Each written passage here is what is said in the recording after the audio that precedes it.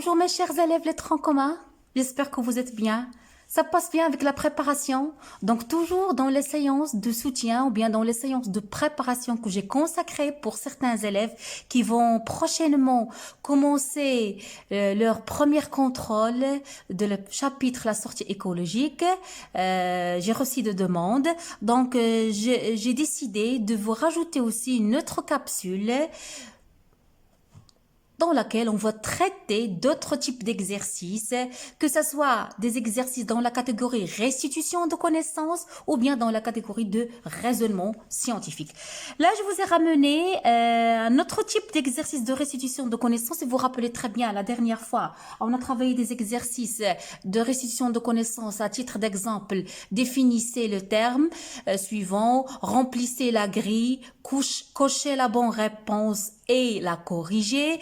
On a travaillé aussi, si vous vous rappelez l'exercice de la stratification, où je vous donne des exemples de plantes, vous allez remplir le tableau où on va déterminer chaque plante et son type de stratification. Aujourd'hui, un autre type d'exercice, cocher la bonne réponse mais sans donner de correction. Donc, j'ai donné des questions. C'est comme un QCM. Il faut s'habituer, mes chers élèves, à ce genre d'exercice de QCM parce que c'est ça ce que vous aurez, Inch'Allah, lorsque vous allez vous représenter pour passer votre concours en médecine.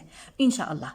Donc, pour chaque question, cochez par une croix la réponse ou les réponses correctes, c'est-à-dire les réponses qui sont justes.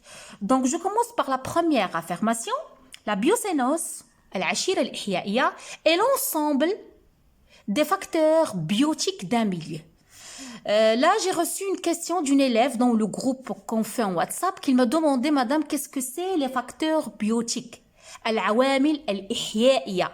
Lorsque vous entendez biotique, le mot biologie, c'est-à-dire ihya'iyya. Les facteurs biotiques, mes chers élèves, ce sont les facteurs liés à la présence et à l'activité des êtres vivants. Que ce soit des animaux ou bien des végétaux qui sont vivants dans un milieu. Je peux vous faciliter la tâche, je peux dire que les facteurs biotiques, c'est l'effet du vivant sur le vivant. Vous allez me dire comment l'effet du vivant sur le vivant. Comment ça? On va l'étudier dans le chapitre 3 prochainement, Inch'Allah. Ce sont les relations entre les êtres vivants. L'effet du vivant sur le vivant, parce que vous devez le savoir, il y en a différentes relations qui existent entre les êtres vivants. À titre d'exemple, les relations alimentaires, les relations trophiques, donc retenez, les facteurs biotiques, c'est l'effet du vivant sur le vivant, comme vous pouvez représenter dans l'examen. Les facteurs biotiques, ils comprennent les relations entre êtres vivants et êtres vivants, par exemple, la prédation, l'iftiras. Le renard, il mange le lapin. Ça, c'est une relation. C'est un facteur biotique. L'iftiras, tanafus بين الكائنات الحية, la compétition. Je peux rajouter le parasitisme, التطفل, ou bien sa biose. Donc, c'est ça la définition du facteur biotique. Donc, est-ce que la biocénose, ce sont les facteurs biotiques d'un milieu? Non. C'est l'être vivant d'un milieu.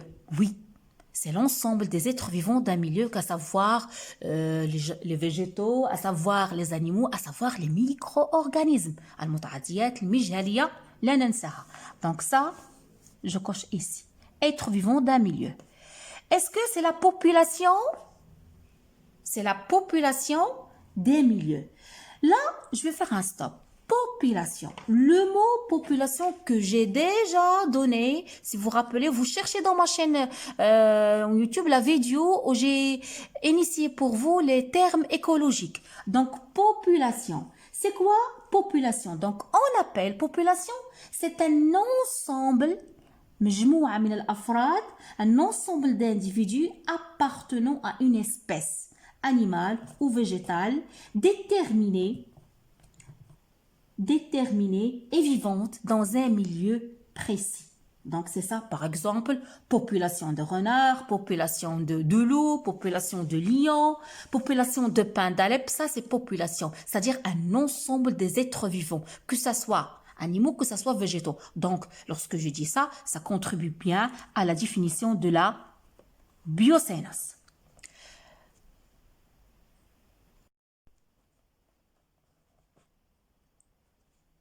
Donc, je passe à la deuxième définition que vous trouvez dans chaque examen, un écosystème. Hamila Bay'ia. C'est quoi? Un écosystème, mes chers élèves, est-ce que c'est une science qui étudie les milieux naturels? Qu'appelle-t-on la science qui étudie les milieux naturels? Oh, c'est l'écologie. Donc, c'est faux. Ça, c'est pas la bonne réponse. Est-ce que c'est l'ensemble des êtres vivants d'un milieu? L'ensemble des êtres vivants d'un milieu. مجموع الكائنات الحية لوسط ما. C'est quoi l'ensemble des êtres vivants d'un milieu? On vient de la définir tout à l'heure. C'est la biocénose, العشيرة الإحيائية. هي مجموع الكائنات الحية المتواجدة في وسط ما. Est-ce que c'est l'ensemble des interactions d'un milieu naturel? Non. Est-ce que c'est l'association d'une biocénose et d'un biotope qui sont en constante interaction? Oui. هي مجموع الكائنات الحية العشيرة الإحيائية et le milieu de vie où il y a une interaction كاينين علاقات entre العشيرة الإحيائية et المحيا. Donc la bonne question c'est C. Je passe. Une population, regardez là, on joue avec le mot, ça se répète. Vous devez maîtriser certaines notions qui devez apprendre par cœur pour que vous aurez, Inch'Allah, 20 sur 20 dans l'examen. Une population, c'est l'ensemble d'individus de la faune et la flore d'un écosystème, de la même espèce animale ou végétale, de la même faune, de la même flore. Donc, je peux dire, c'est l'ensemble de la même espèce animale ou végétale. Donc, on a bien compris la notion de population. Ce que vous devez retenir, que population, c'est l'ensemble d'individus appartenant à une espèce animale ou végétale. Et autre chose que je vais rajouter, l'ensemble des populations forment un peuplement. On peut dire, on a un peuplement animal, ou bien faune, ou bien un peuplement végétal, ou bien flore. La flore, peuplement animal, l'ensemble des animaux. La flore, l'ensemble des végétaux. Donc, retenez bien, population, c'est l'ensemble d'individus appartenant à la même espèce, que ce soit un animal ou végétal. Retenez que peuplement, c'est l'ensemble des populations. Retenez que la flore, c'est l'ensemble des espèces végétales. Et la faune, c'est l'ensemble des espèces animales. Donc, l'exemple suivant sont des facteurs abiotiques. Je viens de traiter avec vous tout à l'heure les facteurs biotiques. Les facteurs biotiques que je viens de dire, c'est l'effet du vivant sur le vivant. C'est l'ensemble des relations entre les êtres vivants.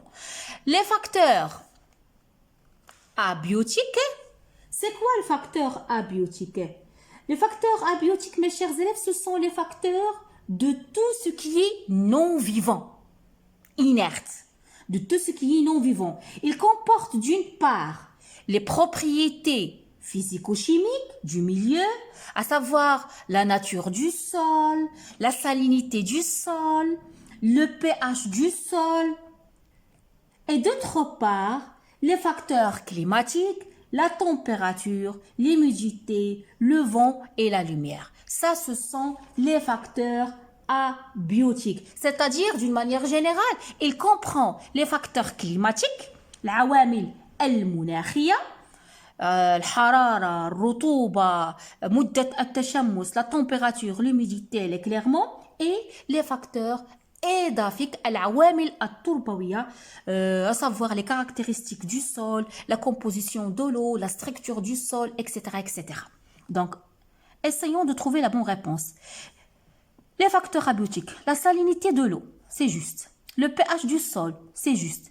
Les relations alimentaires. Est-ce que les relations alimentaires, c'est un facteur abiotique? Non. Parce que lorsque je vois relations alimentaires, ce sont les relations entre des êtres vivants. Ce sont des facteurs biotiques. C'est faux. La reproduction des végétaux, même des marches, ce sont des relations biotiques. Passons, petit 5, le biotope. Regardez, ça se répète ces mots-là. Le biotope, c'est quoi? C'est le lieu où vit la biocénose d'un écosystème. C'est juste, c'est le milieu de vie. C'est la faune et la flore d'un écosystème. La faune et la flore d'un écosystème, ce sont l'ensemble des êtres vivants animaux et végétaux. Ça, c'est la définition attribuée à quoi? À la biocénose.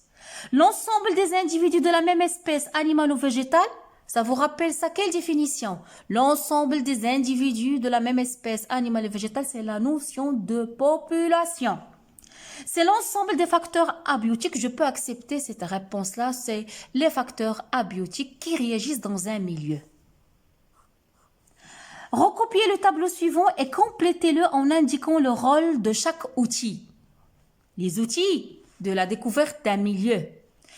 On a vu ça et on a traité ça dans un tableau, si vous vous rappelez très bien. Quels sont les outils qui nous permettent d'explorer bien notre milieu écologique? Il vous demande quel est le rôle du parapluie japonais. Le parapluie japonais. Donc, ça sert à quoi le parapluie japonais? Ça sert à récolter les espèces d'insectes qui vivent cachées sur les arbres et les arbustes. Ok? Le filet fouchoir, on a vu ça, il permet de collecter les insectes volants, tels que les papillons. L'aspirateur à bouche, ça nous permet d'aspirer des insectes. Puis les pièges pour capturer les animaux, pour capturer des êtres vivants qui se trouvent dans le milieu. Donc ça, ce sont quelques exemples. Je peux même vous rajouter et peux vous demander quel est le rôle d'une boussole, quel est le rôle d'une carte. C'est facile, c'est permettre de localiser, d'orienter le milieu de la sortie écologique. Ils peuvent aussi vous demander quel est le rôle d'un thermomètre. Ça permet de mesurer la température. Quel est le rôle d'un papier pH? Ça permet de mesurer le pH du milieu, l'acidité de l'eau et l'acidité du sol. Ils peuvent vous demander aussi un mètre ou bien un triangle isocèle. Quel est son rôle? Pour mesurer la longueur et la hauteur d'un arbre. Donc, etc., etc. Vous avez ça dans un tableau. On a déjà bien traité ça. Je ne vais pas me retarder là.